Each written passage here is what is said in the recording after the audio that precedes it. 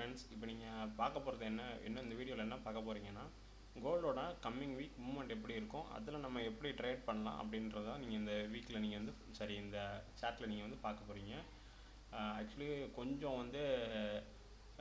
என்ன சொல்கிறது, என்னால் கம்ப்ளீட்டாக கண்டினியூஸாக பேச முடியாது. இருந்தாலும் நான் பேசுறதுக்கு ட்ரை பண்ணுறேன். ஏன்னா இப்போ தான் வீடியோஸ் போட ஆரம்பிச்சிருக்கேன். போக போக இது இன்னும் பெட்டராக என்னால் இம்ப்ரூவ்மெண்ட் பண்ண முடியும். ஸோ இந்த வீடியோவில் கோல்டு ஏன் இப்படி மூவ்மெண்ட் ஆகிட்டு இருக்கு, இந்த மூவ்மெண்ட் இப்படியே கண்டினியூ ஆகுமா, இந்த ரேலி எப்போ முடியும் அப்படின்றத நீங்கள் கம்ப்ளீட்டாக இந்த வீடியோவில் நீங்கள் பார்க்கலாம்.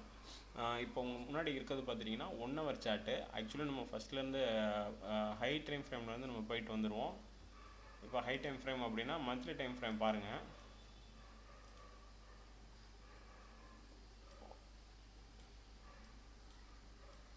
ஓவராலாக பார்த்துட்டிங்கன்னா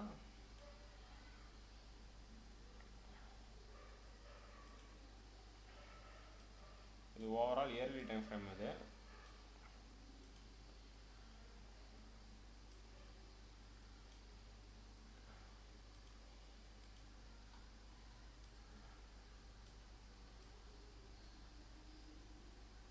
so actually yearly time frame.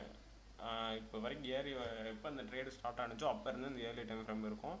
So இங்கே பார்த்துட்டிங்கன்னா இங்கேருந்து ஸ்டார்ட் ஆகுது, கீழே வரைக்கும் ஸ்டார்ட் ஆகுது. கீழே இருந்துருக்கு, கீழே இருந்த கோல்டு கொஞ்சம் கொஞ்சமாக இயர் பை இயர் ஏறி மேலே வரைக்கும் இப்போ வந்துருக்குது. இது yearly time frame. So almost 2300 இருக்குது. கீழே இருந்து ஆரம்பித்து 2300 வரைக்கும் வந்துச்சு. ஒவ்வொரு டைமும் பார்த்துட்டிங்கன்னா ஒரு இடத்துல மேலே வரைக்கும் ஹை வரைக்கும் போயிருக்கும். திருப்பி அங்கேருந்து கொஞ்சமாக ஒரு ஸ்டேஜுக்குள்ளேயே ஃபுல்லாக சுற்றிக்கிட்டு இருந்திருக்கு.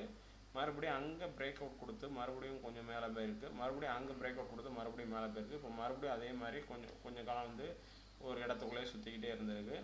இப்போ அங்கேருந்து பிரேக் அவுட் கொடுத்து மறுபடியும் மேலே போயிருக்கு. ஸோ இங்கே என்ன ஆகும் அப்படின்னா, இது ஒன்று ஃபுல்லாக இவ்வளோ தூரம் மேலே வரைக்கும் போயிட்டு, ஸோ ஒரு 3000 லெவல் வரைக்கும் போயிட்டு அங்கேக்குள்ளே ஒரு பிரேக் அவுட் கொடுத்துட்டு மறுபடியும் அங்கேருந்து மேலே போகிறதுக்கான வாய்ப்புகள் இருக்குது. இல்லை 3000 வரைக்கும் போயிட்டு மறுபடியும் ஒரு 2000 ரேஞ்ச் வரைக்கும் மறுபடியும் அங்கேருந்து 3000 4000 போகிறதுக்கான வாய்ப்புகள் அதிகமாக இருக்குது. உடனே நடக்குமான்னு கேட்டால் நடக்காது. இன்னும் ஒரு 10-15 வருஷம் ஆகும்னு வச்சுக்கோங்களேன்.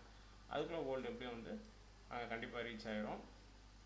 இந்த மந்த்லி டைம் ஃப்ரேமுக்கு அடுத்து நீங்கள் பார்க்க போகிறது வீக்லியும் பார்த்துட்டிங்கன்னா அதே மாதிரி ஓவராலாக புல்லிஷ் மூவ்மெண்ட் மட்டும்தான் கோல்டாக இருக்குது.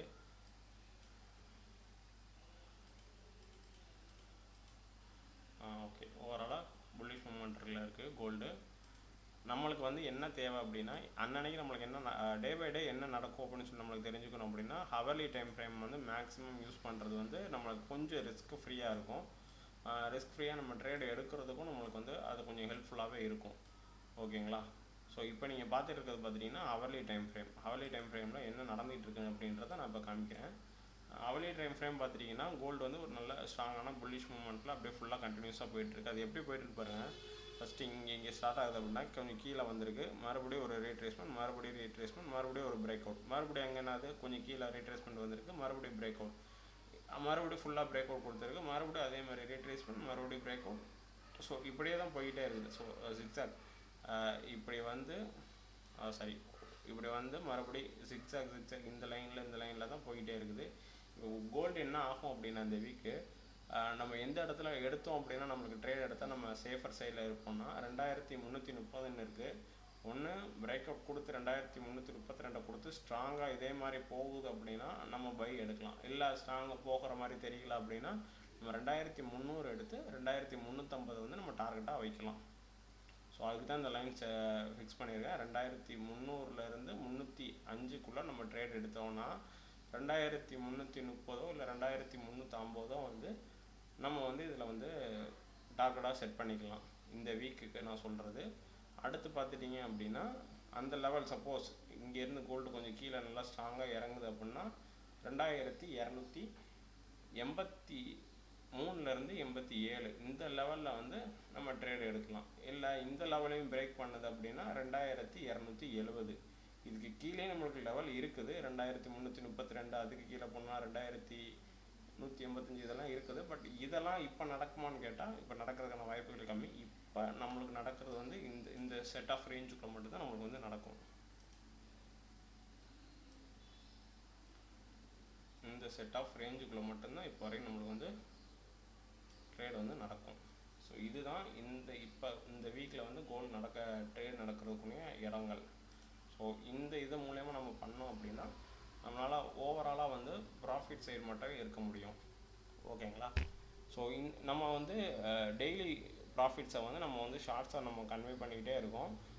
நம்மளோட கான்செப்டே என்னென்னா, ஒரே காலில் நம்ம வந்துட்டு $100 எடுக்கணும், $50 எடுக்கணும், அந்த பழக்கமே வந்து நம்ம இங்கே கிடையாது. நம்ம சின்னதாக ட்ரேட் எடுத்து சின்னதாக ப்ராஃபிட் எடுத்தாலும் நம்மளோட ட்ரேடு வந்து ஓவரால் சக்ஸஸ் ரேட் இருக்கணும் அப்படின்றது மட்டும்தான் நம்மளோட ஒரே மோட்டிவ், ஒரே எய்மு. ஸோ அதுக்கு தகுந்த மாதிரி மட்டும்தான் நம்ம ஸ்ட்ராட்டஜி யூஸ் பண்ணி நம்ம வந்து ட்ரேட் எடுத்துகிட்டு இருக்கோம். இப்போ வரைக்கும் நம்மளுக்கு வந்து சக்ஸஸ் ரேட்டில் மட்டும்தான் ஃபுல்லாக போய்கிட்டு இருக்குது. இதுக்கப்புறமேட்டும் அப்படி மட்டும்தான் போகும். நீங்களும் வீக்லி நம்மளை ஃபாலோ பண்ணிக்கிட்டே இருங்க, ஷார்ட்ஸ் பார்த்துக்கிட்டே இருங்க.